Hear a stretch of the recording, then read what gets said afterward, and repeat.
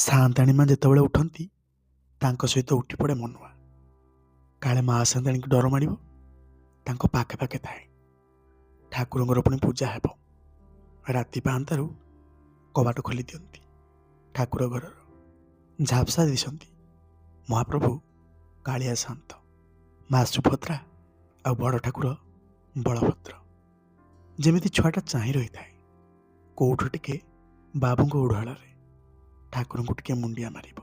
ହଁ, କେବେ ବି ତାର ସାହସ ହୁଏନି ବାଡ଼ ଡେଇଁକି ଘର ଭିତରକୁ ଆସିବା ପାଇଁ। ସାଆନ୍ତାଣୀ ମା କିନ୍ତୁ ଭାରି ଭଲ ପାଆନ୍ତି, କିନ୍ତୁ ବାବୁ ତାଗିଦ କରନ୍ତି। ତାଙ୍କର ନାଁ ଯେମିତି, କାମରେ ବି ସେମିତି। ରୁଦ୍ର ବାବୁ ଭାରି ରାଗି ମିଜାଜର ଲୋକ। ତାଙ୍କ କଥାରେ ଚାଲିଲେ ଭଲ, ଆଉ ଟିକେ ଯଦି ବ୍ୟତିକ୍ରମ ଦେଖିଲେ ଖାଇବା ପିଇବା ବି ବନ୍ଦ କରିଦିଅନ୍ତି। ତଥାପି କିଛି ଫରକ ପଡ଼େନି, କାହିଁକି ନା କେହି ତ ଜଣେ ଭଲ ପାଉଛି। ସାଆନ୍ତାଣୀ ମା ଆମ ଭାରି ବଢ଼ିଆ ଲୋକ। ଯେତେବେଳେ ଦେଖ ସ୍ନେହ ଆଉ ଆଦର, ସାକ୍ଷାତ ନିଜ ମା ପରିକା। କେତେବେଳେ କେମିତି ଦି କଂସା ପଖାଳକୁ ଲୁଚେଇକି ଭଜା ହଉ ନହେଲେ ଶାଗ ମୁଗ ବଢ଼େଇ ଦିଅନ୍ତି ହାତକୁ, ପେଟ ଭରିକି ଖାଏ। ବାବୁ କିନ୍ତୁ କିଛି ବି ଜାଣିପାରନ୍ତିନି। ଆଉ ସିଏ ଭାରି ହିସାବୀ ଲୋକ। ଏତିକି ଖାଇବୁ, ସେତିକି ଖାଇବୁ, ଏଇ କାମ କରିବୁ, ଏତେବେଳେ ଖାଇବୁ। କିନ୍ତୁ ସାଆନ୍ତାଣୀଙ୍କର ସେସବୁରେ କିଛି ବି ଲକ୍ଷ୍ୟ ନଥାଏ। ନିଜର ହାତ ବାରିଶ କରିବା ପାଇଁ ଗାଁରୁ ଟୋକାଟାକୁ ନେଇ ଆସିଲେ, କିନ୍ତୁ ତା ପ୍ରତି ଏମିତି ହତାତା ଜମା ବି ଦେହରେ ଯାଏନି। ମା ସାଆନ୍ତାଣୀଙ୍କର ନିଜ ମା ପରିକା ସବୁବେଳେ ଭଲ ପାଆନ୍ତି। ସବୁବେଳେ ବି ମନୁଆ ଠାକୁରଙ୍କୁ ହାତ ଚୁଟି ଦେଇ କୁହେ, ମୋ ସାଆନ୍ତାଣୀ ମାଙ୍କୁ ଘଣ୍ଟ ଘୋଡ଼େଇ ରଖନ୍ତୁ, ଆଉ ବାବୁଙ୍କୁ ସଦ୍ବୁଦ୍ଧି ଦିଅନ୍ତୁ। କିଛି କଥା ନାହିଁ ମ, ସେ ମୋତେ ଖାଲି ଟିକେ ଭଲ ପାଇଲେ ହେଲା। ତଥାପି ବାବୁଙ୍କର ରାଗ କମେନି। ବେଳେବେଳେ ଭାରି ଗାଳି କରନ୍ତି। ଗାଈ କାହିଁକି ନ ଖାଇଲା, ଖାଇବା କାହିଁ ଡେରି ହେଲା, ଗଛରେ ପାଣି କାହିଁ ଦିଆହେଲାନି, ଗଛ କାହିଁ ଝାଉଁଳିଗଲା। ଉପାସ ରଖିଦିଅନ୍ତି, କିନ୍ତୁ ଲୁଚେଇକି ସାଆନ୍ତାଣୀ ମା ଖାଇବାକୁ ଦିଅନ୍ତି ସତ, ପୁଣି ବାର ବାର କୁହନ୍ତି, ବାବୁ ସେମିତିକା ଲୋକ, ତାଙ୍କ କଥାକୁ ଧରିବୁନି ମନୁଆ, ଯାହା ବି ହେଇଯାଉ। କିନ୍ତୁ ଯେତେବେଳେ ବି ଠାକୁରଙ୍କର କଥା ଲୋଡ଼ା ପଡ଼େ, ସେତେବେଳେ ଧାଇଁଯାଏ ମନୁଆ ସବୁ କାମ ସାରିକି। ସେତେବେଳେ ଭୁଲିଯାଏ କେହି ଜଣେ ତା ଉପରେ ତାକୁ ତାଗିଦ କରିବାକୁ ଅଛି। କେବଳ ମା ସାଆନ୍ତାଣୀଙ୍କ କଥା କରି ବସି ମୋ କାଳିଆ ଠାକୁରଙ୍କ ସେବା। ଆଜି ଧୂପଟିଏ ନାହିଁ, ଦିଆସିଲିଟିଏ ନାହିଁ, ଝୁଣାଟିଏ ନାହିଁ, ଫଳମୂଳ ଟିକେ ନାହିଁ, ସେଇ ମନୁଆ ଯାଏ। ବାବୁ ସେତେବେଳେ କହିଦିଅନ୍ତି, ଠିକ୍ ଠିକ୍ରେ ଆଣିବୁ ଯେ। ଥରେ ବାବୁଙ୍କର ଭଉଣୀ ମୁମ୍ବାଇରୁ ବୁଲି ଆସିଥାନ୍ତି ଗାଁକୁ। ତାଙ୍କର ଭାରି ଇଚ୍ଛା ହେଲା ସପରିବାର ନେଇ ଆସିଥାନ୍ତି। ଶ୍ରୀକ୍ଷେତ୍ର ଯିବା, ମହାପ୍ରଭୁ ଜଗନ୍ନାଥଙ୍କୁ ଟିକେ ଦର୍ଶନ କରିବା, କ'ଣ କହୁଛ? ଏତକ ଶୁଣି ବାବୁଙ୍କର ଖୁସି କହିଲେ ନ ସରେ। ଖବରଟା ସାଆନ୍ତାଣୀଙ୍କ କାନକୁ ଗଲା, କିନ୍ତୁ ଏ କଥା ଯେତେବେଳେ ସାଆନ୍ତାଣୀ ମା ଶୁଣନ୍ତି, ପାଖରେ ଲୁଚି ଲୁଚିକା ସବୁ ଶୁଣୁଥାଏ ମନୁଆ। ଭାରି ମନ ଦୁଃଖ ହେଲା, କାହିଁକି ନା ସେ ଜାଣିଛି ସମସ୍ତେ ଛାଡ଼ିକି ଚାଲିଯିବେ ଠାକୁରଙ୍କୁ ଦେଖିବା ପାଇଁ। ସେ ହିଁ ଯାଇପାରିବନି। ତାକୁ ହିଁ ବାବୁ କହିବେ ଆସିବା ପର୍ଯ୍ୟନ୍ତ ଘର ତୋଡ଼ି ଦାୟିତ୍ୱରେ। କିନ୍ତୁ ମହାପ୍ରଭୁ କାଳିଆ ଶାନ୍ତଙ୍କୁ ସେ ଯେ ଏତେ ଭଲ ପାଏ, ସେ କଥା କିଏ ବା ବୁଝିବ? କେବଳ ସାଆନ୍ତାଣୀ ମାଙ୍କୁ ଛାଡ଼ିଲେ ଏକଥା କେହି ବି ଜାଣନ୍ତିନି। ତାର ଭାରି ଇଚ୍ଛା ଥାଏ କେଉଁ ଦିନ ଟିକେ ସୁଯୋଗ ମିଳିଲେ ମହାପ୍ରଭୁ ଜଗନ୍ନାଥଙ୍କୁ ଟିକେ ଦେଖନ୍ତା। ସେଦିନ ବାଡ଼ିପଟରେ ଲୁଚି ଲୁଚିକା ମହାପ୍ରଭୁଙ୍କୁ ସବୁ ଜଣେଇଲା। କାନ୍ଦୁଥାଏ ମନୁଆ। ପାଖରେ ପହଞ୍ଚିଲେ ସାଆନ୍ତାଣୀ ମା ଲୁହ ପୋଛି ଦେଇ କହିଲେ, ଛି ମୋ ଧନଟା, ଏମିତି କ'ଣ କାନ୍ଦନ୍ତି? ମୁଁ ପରା ଅଛି, ଦେଖିବୁ ତୁ ବି ଆମ ସହିତ ଶ୍ରୀକ୍ଷେତ୍ର ଯିବୁ। ଯେତେବେଳେ ସାଆନ୍ତାଣୀ ମା ଏତକ କୁହନ୍ତି, ତାର ଖୁସି କହିଲେ ନ ସରେ। ସତରେ କ'ଣ ସାଆନ୍ତାଣୀ ମୋ ସାଙ୍ଗରେ ନେବେ? ହଁ ରେ, ତୁ ମୋର ପୁଅ ପରିକା। କଥା ଦେଉଛି କିଛି ବି ହେଇଯାଉ ତୋତେ ମୁଁ ସାଙ୍ଗରେ ନେବି। ଯାହା ହଉ, ଏମିତି ଏକ ସାହସର କଥା, ଏମିତି ଏକ ବିଶ୍ୱାସର କଥା, ଆଉ ଏମିତି ଏକ ଭରସା ଦେଲାବାଲା କିଏ ବା ହେଇପାରେ? ସତରେ ମା ହିଁ ସନ୍ତାନର ମନ ଜାଣେ। ସଞ୍ଜ ବୁଡ଼େ ଯେତେବେଳେ କଥା ପଡ଼ୁ ପଡ଼ୁ ଭଉଣୀ ତାଙ୍କର କହି ବସିଲେ, ଯିବା ଯେ ଗୋଟିଏ କାମ କରିବା, ବାଟରେ କେଉଁଠି ଜାଗା ଦେଖି ଆମେ ସେଠି ରୋଷେଇବାସ କରିବା। ହୋଟେଲରେ ଖାଇବାନି, ହାତରେ ଖାଇଲେ ଭଲ ମଜା ଲାଗିବ। ଏତକ ଶୁଣି ବାବୁ ବି ରାଜି ହେଲେ। କଥା ପଡ଼ିଲା ଏଥର ମନୁଆ ଉପରକୁ।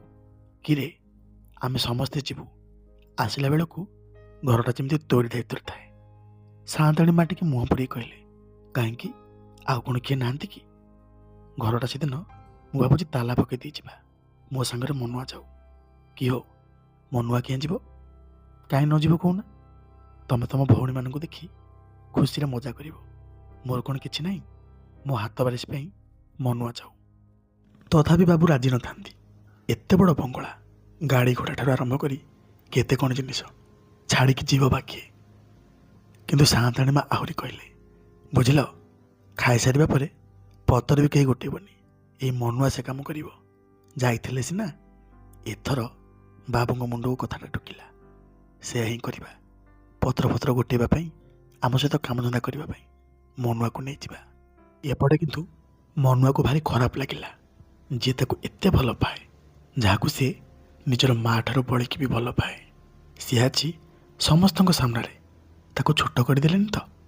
ସମସ୍ତଙ୍କ ସାମ୍ନାରେ କହିଲେ ସେ ପତ୍ର ଗୋଟେଇବା ପାଇଁ ଯିବ। ଯାହା ବି ହଉ, ଠାକୁରଙ୍କୁ ଟିକେ ଦର୍ଶନ କରିବ, ସେତ କଥା ପାଇଁ ବଡ଼। ରାଜି ହେଇଗଲା।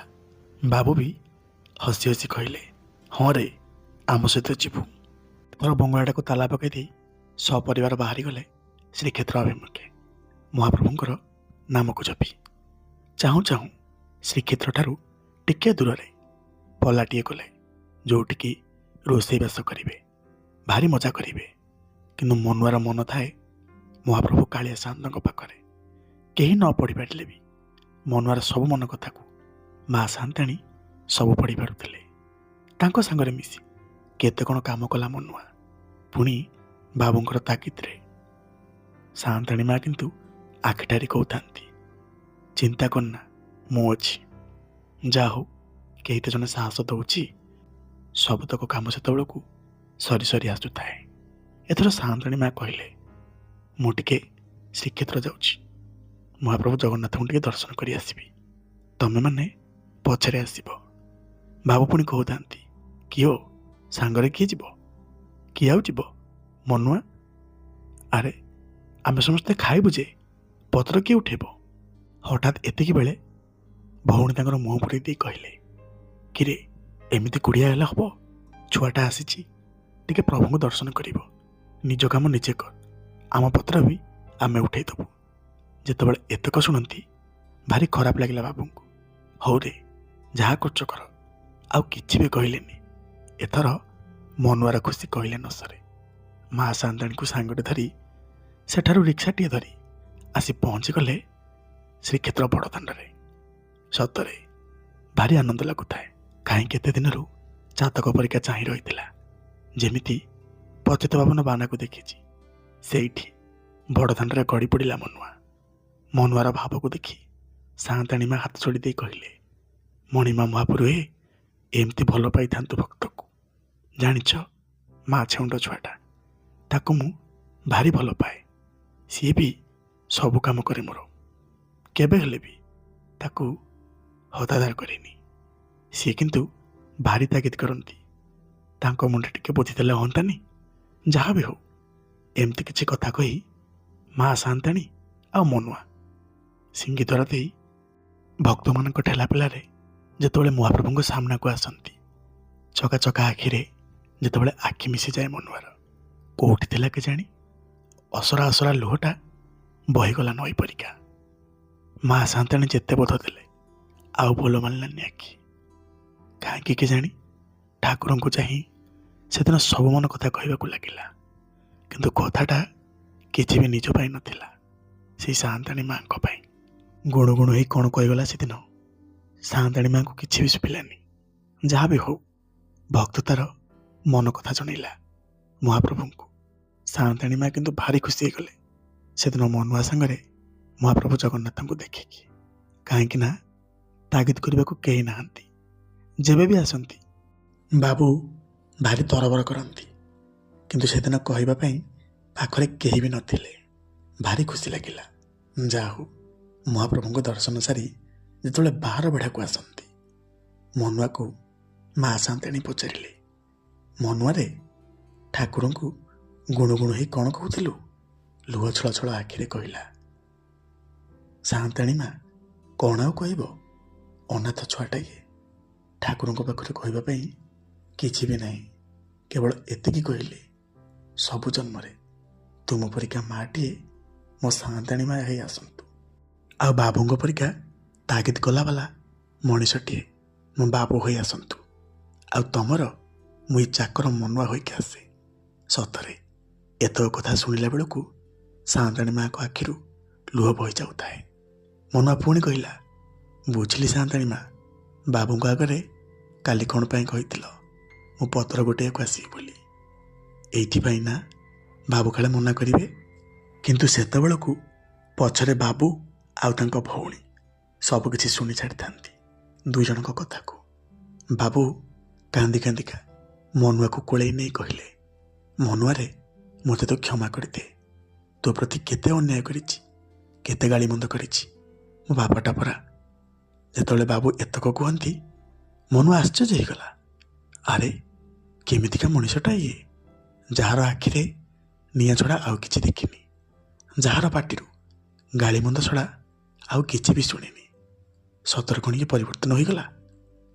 ଯାହା ବି ହଉ, ବାବୁଙ୍କର ଏମିତିକା ପରିବର୍ତ୍ତନ ଦେଖି ପାଖରେ ଥିବା ସବୁ ଲୋକମାନେ ବା ବା କଲେ। କିନ୍ତୁ ବାବୁ ସବୁଦିନ ପାଇଁ ସେଇ ମନୁଆ ପାଖରେ ଋଣୀ ହୋଇ ରହିଲେ। କାହିଁକି ନା ଯାହାକୁ ସବୁବେଳେ ତାଗିଦ କରନ୍ତି, ଗାଳିମନ୍ଦ କରନ୍ତି, ତା ମନରେ ଯେ ତାଙ୍କ ପ୍ରତି ଏତେ ଭଲ ପାଇବା, ଏତେ ସ୍ନେହ, ଏତେ ଶ୍ରଦ୍ଧା, ସତରେ ଏହା କେବଳ ଜଣେ ଭଗବାନଙ୍କର ଭକ୍ତ ପାଖରେ ହିଁ ଦେଖାଦିଏ। ସେଦିନ ସେ ସବୁ ବୁଝିସାରିଥିଲେ ମହାପ୍ରଭୁଙ୍କର ଭକ୍ତ କେତେ ମହାନ। ଆଉ ସେଇଦିନଠାରୁ ମନୁଆ କେବେ ଲୁଚି ଛପିକି ଆସିନି ବାବୁଙ୍କର ଠାକୁର ପୂଜା ଦେଖିବା ପାଇଁ। ଯେତେବେଳେ ବି ସାନ୍ତାଣୀ ମା ଉଠନ୍ତି ପ୍ରଥମ ଡାକରାରେ ମନୁଆ ହିଁ ଆସେ। ନମସ୍କାର। ଛୋଟ ଭିଡ଼ିଓଟି ଯଦି ଆପଣମାନଙ୍କୁ ଭଲ ଲାଗିଥାଏ ଜଣାଇବେ ନିଶ୍ଚୟ। ମହାପ୍ରଭୁଙ୍କ କୃପାରୁ ସମସ୍ତେ ଭଲରେ ଥାନ୍ତୁ, ସମସ୍ତେ ଖୁସିରେ ଥାନ୍ତୁ। ଯଦି କଥା ଛଳରେ ସାମାନ୍ୟ ମଧ୍ୟ ତ୍ରୁଟି ଥାଏ ମୋର, କ୍ଷମା କରିବାକୁ ଅନୁରୋଧ। ଜୟ ଶ୍ରୀ ଜଗନ୍ନାଥ।